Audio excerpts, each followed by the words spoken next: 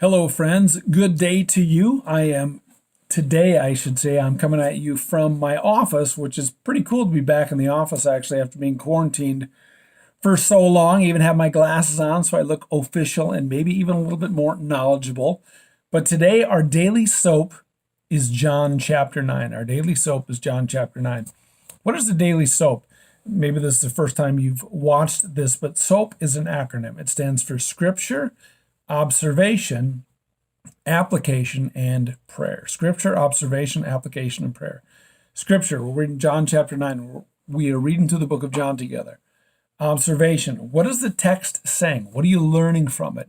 Application is does it apply to my life? How does it apply to your life? And then prayer. We have to pray about what we learned, what we read. So today in John chapter 9, if you've not read it yet, be sure to pause this video now, read John chapter 9, and then circle back and watch the rest of it. I'll be here. So it says this in John chapter 9. Now as Jesus passed by, he saw a man who was blind from birth. And his disciples asked him, saying, Rabbi, who sinned, this man or his parents, that he was born blind?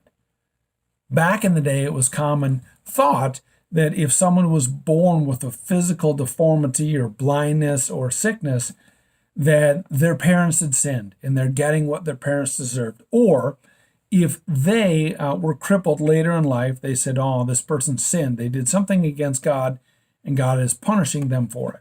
So Jesus' own disciples wanted to know who sinned, this man or his parents. And Jesus basically says, neither.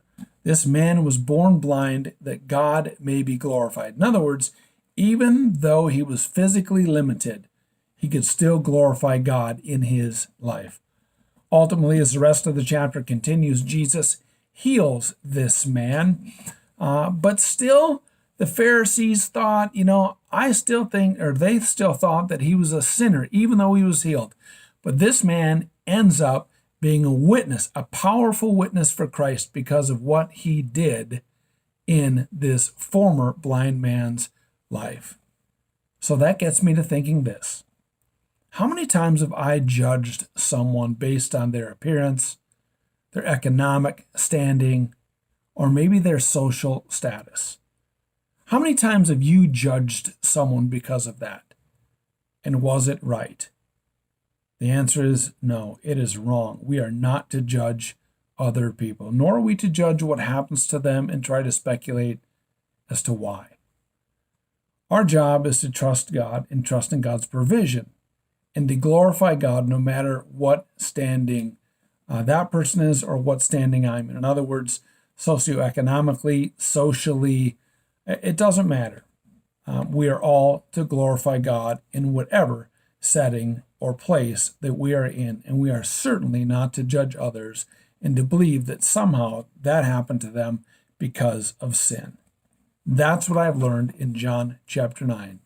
So what have you learned, and what are you learning? Be sure to make those comments in the comment section. So until we meet again, talk to you soon. Bye for now.